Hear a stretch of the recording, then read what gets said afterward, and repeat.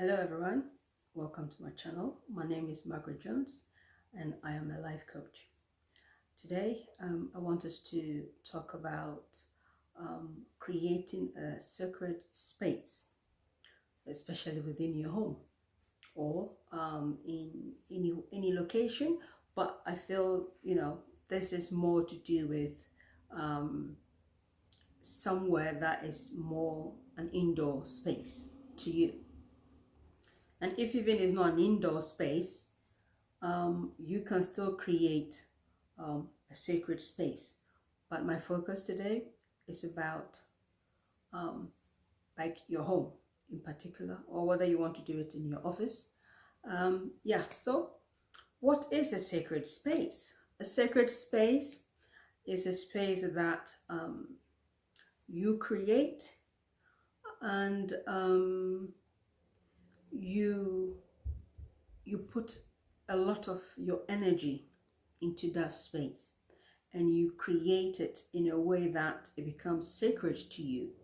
Okay, so how do you do that? You look for a particular room in your house or your office and make sure you are comfortable in that particular space. But before you do, we need to ask why you will want to create a sacred space, whether it's in your house or in your office. Some of us can be, maybe you want to focus on meditation. Maybe you are religious. It doesn't matter what religion, religious background you have. We can all create a sacred space. But sometimes you want to have a particular dedicated area or location in your home that you want to, focus on. You want to be able to meditate. You want to do your spiritual stuff that you want to, separate from other parts of your home or, your indoor area. And I feel that is quite important because having a sacred space means that you don't let a lot of people go into that space because it is sacred, okay? And this is quite important.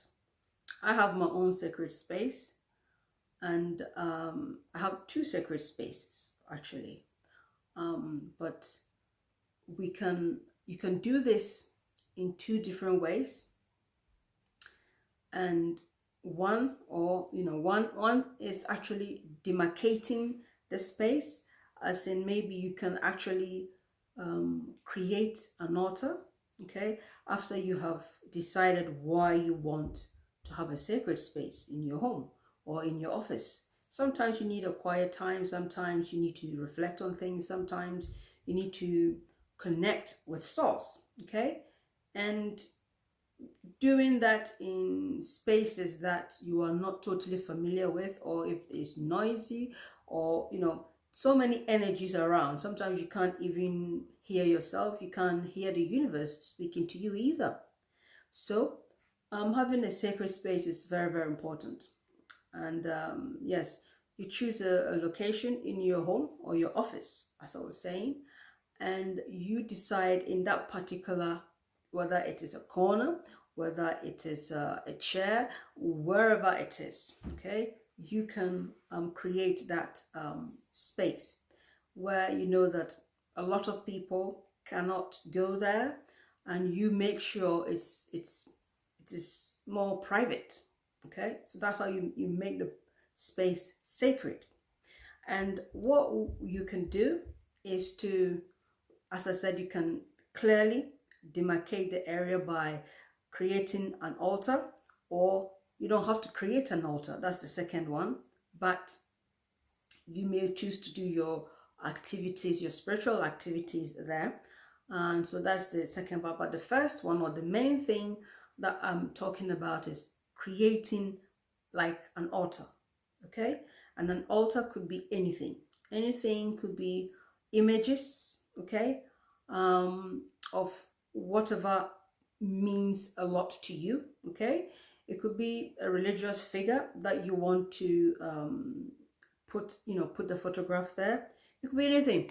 It could be your own photograph. It could be people sometimes use maybe like a stone or something, but most of the time it's like an image. Okay.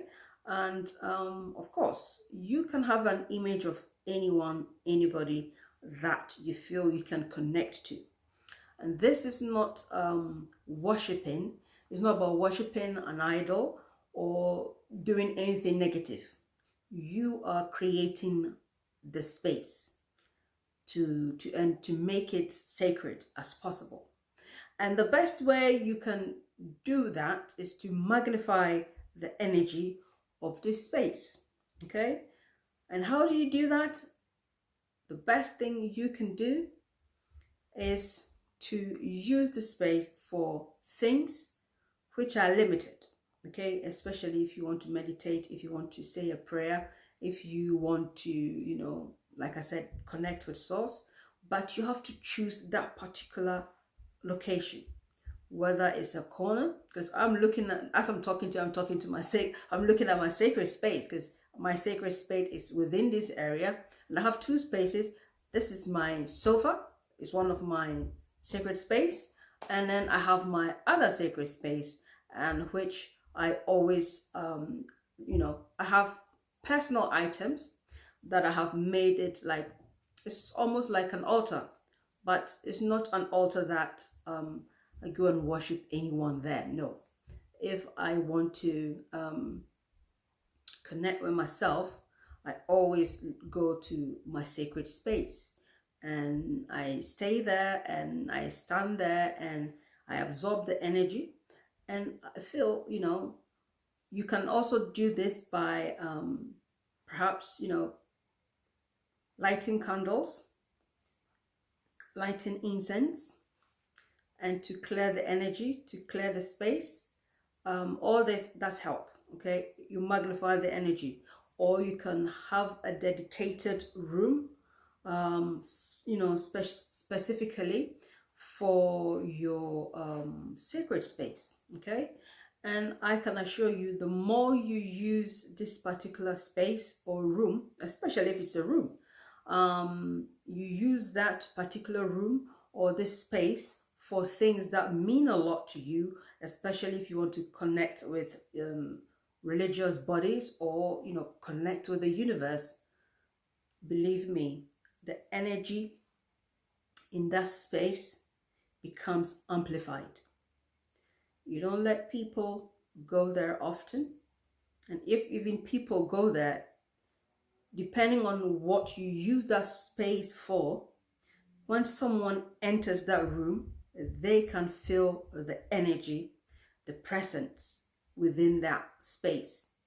And mind you, it is your energy that is there, and any entities you are connecting to will be dwelling in that space. That is why it's called sacred, because you want to make sure you amplify and magnify the energy there. Like I said, if you are going to places and it's so busy, sometimes you can't even hear yourself. You can't really connect to yourself. So having this space will make a huge difference.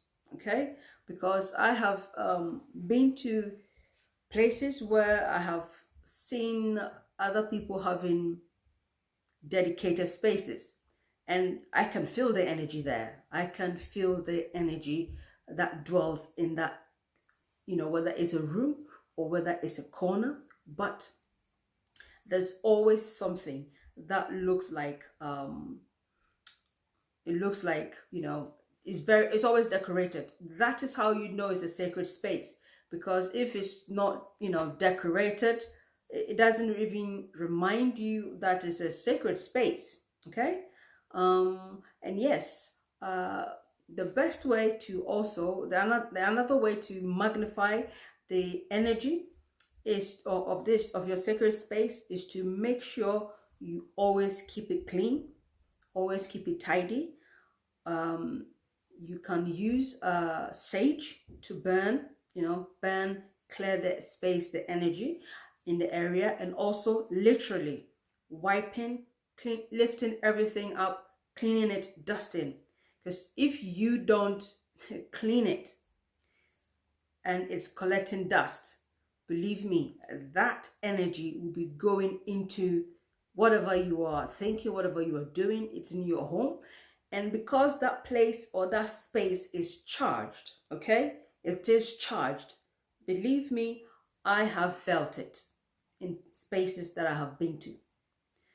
If your energy and whatever you are creating in that particular space is not the best, when someone goes to that particular, whether it's a corner, whether it's a room, people can feel it.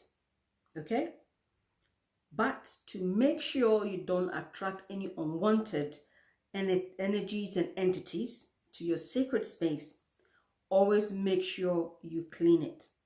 Whether you want to clean the space every day or whether you want to clean it twice a week, make sure you clean it. Because if you don't, believe me, you will start seeing that the more you use that space and you're not cleaning it, you will start seeing that certain things in your life are not going well. I'm not being funny, but it is true. These are things I have witnessed myself, okay? And anything I discuss here with you is something I know, I believe, and I have experienced it. That's why I'm discussing it with you. And today I thought it would be interesting because why not? You know, we can always create space, but you know, that is the best way to do it. Make sure you keep it clean, tidy. You don't let people go to that space a lot because they are carrying their energy and going to that space. And it is your sacred space. And so you decorate it how you want it, but it doesn't mean that you are worshiping the photographs or the images or whatever. I have images of myself and things that mean something to me. Some are toys, some are, you know, gifts that people who mean something to me have given to me. And that is like my altar. I always go to this space. Whenever I look at this space, I feel inspired to do something, okay? And yeah, you can also do that. And when you want to have clarity in life, you want to have clarity about certain things you want to do, you go to your sacred space, you stay there and absorb the energy. You ask questions, you ask the universe questions, and you'll get answers. But remember, the best thing to do is to use the space as often as possible. Okay? Make sure it is just you. You don't want a lot of people going to that space or touching anything there, because when they do, they are putting their energy there, they are mixing things up. You don't want that. Okay? Create it, decorate it, and magnify it with your energy. Magnify the space, you know, magnify it and charge it. You can feel it. You can feel, especially when you've dedicated a room. I mean, not everybody can afford to have several rooms, but if you have a particular room in your home or your office, you can dedicate that space. Because I'm looking at my sacred space and I love my sacred space. And nobody goes there apart from me, you know. So yes, these are some of the things you can do. And also, you know, your space can help you think clearly, also help you connect with source, with psychic intuition and things like that. Okay. And yeah, you can also charge your whatever you want, just put it in your altar and continue, you know, projecting your positive energy, especially in where your altar is. And yeah, you will start seeing different things. Okay, you'll start seeing positive things, and you know, there's nothing evil about this, because my sacred space is pretty much photographs of myself and things that I enjoy looking at. Okay, so yeah, but the difference is you have to keep it clean. You always have to respect the space, because you can tell whenever I go there, I feel the energy, and it's a positive energy, and the energy wants me to keep things clean, and I enjoy keeping things clean. And when I don't keep the space clean, I just feel I can't even think right. Okay, so yes, I hope this has been insightful for you, and we will leave this subject here, and next time we'll talk about something else. And I will see you next time, or you will see me next time.